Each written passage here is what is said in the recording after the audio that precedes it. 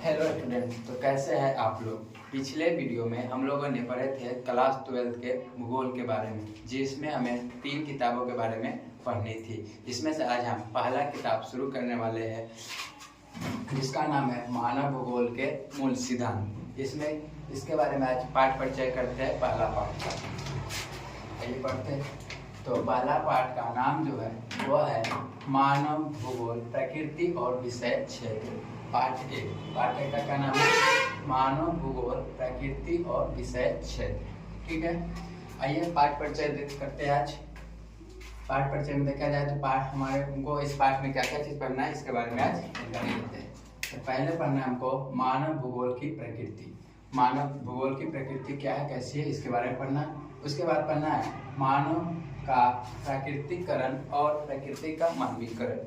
मानव जैसे प्रकृति के अनुसार बदलता है उसको कहते हैं मानव का प्राकृतिकरण, और मानव जो प्रकृति में बदलाव लाता है इसको कहते हैं प्रकृति का मानवीकरण।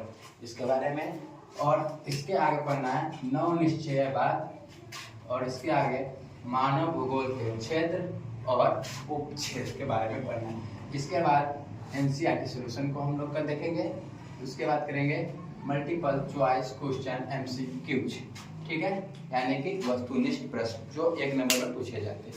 इसके अलावे आपके चैप्टर से जो भी इम्पोर्टेंट क्वेश्चन बनेंगे उसको सोल्व कराया जाएगा। मोस्ट इम्पोर्टेंट क्वेश्चंस को आपको कराया जाएगा। वो वस्तुनिष्ठ हो या लघुत्तरी हो या अति लघुत्तरी हो या दीर्घोत्तरी हो, सभी को आपको हर एक वीडियो में अलग अलग वीडियो में आपको कराया जाएगा। आइए कुछ भूगोल के बारे में जानकारी प्राप्त करते हैं। मानव भूगोल की प्रकृति यानी कि नेचर ऑफ ह्यूमन जियोग्राफी। भूगोल जो है 2 ग्रीक शब्दों से मिलकर बना है, जिसका अर्थ होता है पृथ्वी का वर्णन। जियोग्राफी जो शब्द बना है, कितने शब्दों से बना है? 2 शब्दों से बना है, जिसका अर्थ क्या होता है? जिसका अर्थ होता है पृथ्वी का वर्णन। क्या होता है? पृथ्वी का वर्णन। आइए इसके बारे में कुछ जानकारी प्राप्त करते हैं। देखिए, इरेटोस्थेनीज को भूगोल का जनक माना जाता है। किसे भूगोल का जनक माना जाता है? तो इरेटोस्थेनीज को भूगोल का जनक माना जाता है। भूगोल को मुख्य रूप से 2 भागों में बांटा गया है। भूगोल को मुख्य रूप से कितने भागों में बांटा गया है? 2 भागों में बांटा गया है। देखिए कौन कौन से है।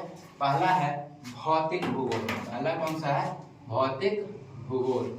दूसरा है मानव भूगोल। कौन सी? मानव भूगोल। तो आइए हम लोग मानव भूगोल के बारे में कुछ जानकारी प्राप्त करते हैं। तो आधुनिक मानव भूगोल का जनक फ्रेडरिक रेटजेल को माना जाता है। आधुनिक भूगोल का जनक किसे माना जाता है? तो फ्रेडरिक रेटजेल को माना जाता है।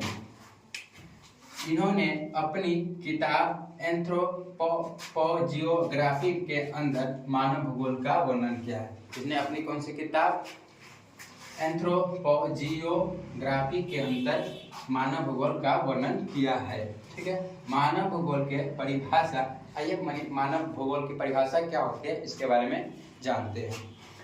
तो मानव भूगोल की परिभाषा दो भूगोल वेत्ताओं द्वारा दिया गया। एक है रेटजेल के अनुसार क्या दिया गया? देखिए, मानव भूगोल मानव समाज और पृथ्वी के बीच संबंधों का संश्लेषित अध्ययन है। क्या चीज? रेटजेल ने क्या कहा है? रेटजेल ने क्या कहे हैं कि जो मानव भूगोल है ना, वो क्या है? मानव समाज और पृथ्वी के बीच जो संबंध है, तो संबंध के बारे में जो संश्लेषित अध्ययन किया जाता है, इसी को क्या कहते हैं? मानव भूगोल कहते हैं। ये किसके अनुसार है? रेटजेल के अनुसार। किनके अनुसार? रेटजेल के अनुसार। दूसरा, इसी का जो शिष्या थी, इसका नाम था एनएलसी सैंपल। किसका शिष्य थी? ये थी रेटजेल की शिष्य थी एनएलसी सैंपल, जिन्होंने क्या बताया कि मानव भूगोल अस्थिर पृथ्वी। क्या चीज? मानव भूगोल अस्थिर पृथ्वी और क्रियाशील मानव के बीच परिवर्तनशील संबंधों का अध्ययन है। एनएलसी सैंपल ने क्या कही है कि मानव भूगोल अस्थिर पृथ्वी यानी कि गतिशील पृथ्वी। पृथ्वी स्थिर नहीं ना है, पृथ्वी हमेशा नहीं रहा, घूम ही रहा। तो क्या कहा है? अस्थिर पृथ्वी और क्रियाशील मानव। मानव भी क्या है? स्थिर तो नहीं है, मानव भी तो क्रियाशील है। के बीच में जो परिवर्तनशील संबंध है, उसी का अध्ययन क्या है? मानव भूगोल है। ठीक है, तो आज के इस वीडियो में इतना ही। इससे आगे नेक्स्ट वीडियो में आपको क्या, थैंक यू।